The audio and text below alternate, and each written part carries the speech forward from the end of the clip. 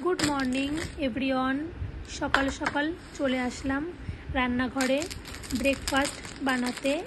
কালকে রাতে এই ব্রেডের প্যাকেটটা নিয়ে এসেছিল, তাই আজকে ভাবছি ব্রেড দিয়েই ব্রেকফাস্ট বানাবো।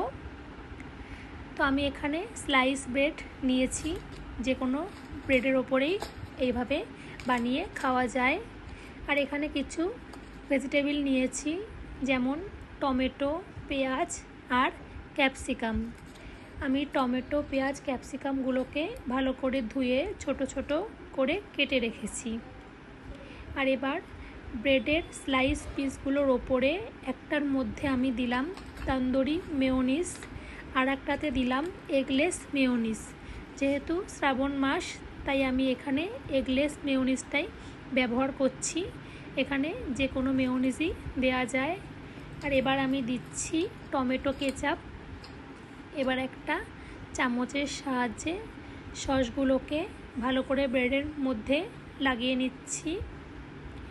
এটা খেতে অনেকটা পিৎজার মতন লাগে, তাই যখনই ঘরে ব্রেড নিয়ে আসে আমি এইভাবেই ব্রেড স্যান্ডউইচটা বানিয়ে নিই।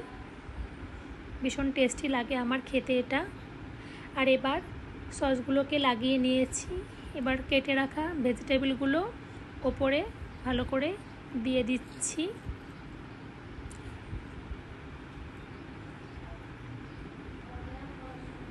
আর এর সঙ্গে বানাচ্ছি আমি কফিও, তাই পাশে আমি দুধ গরম করতে বসিয়ে দিয়েছি। আর ভেজিটেবলগুলো দিয়ে এবার ওপর থেকে আমি কিছুটা চিজ দিয়ে দিলাম। যে কোনো চিজই দেওয়া যায়, আমার ঘরে ছিল এই চিজ, আমি দিয়ে দিয়েছি। এবার একটা ফ্রাইং প্যান গরম করতে বসিয়ে দিয়েছি।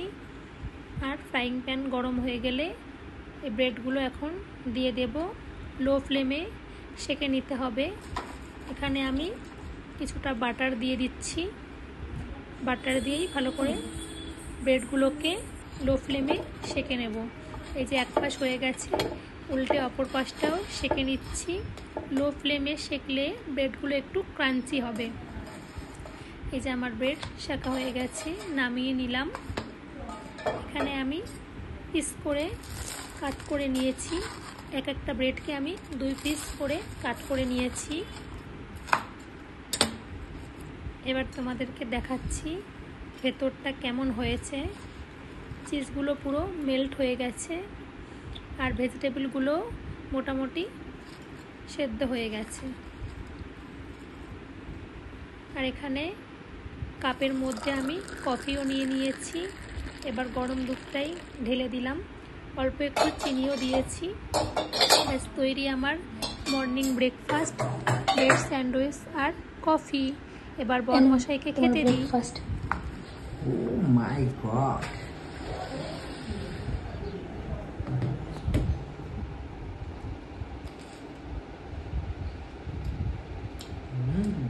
বাই।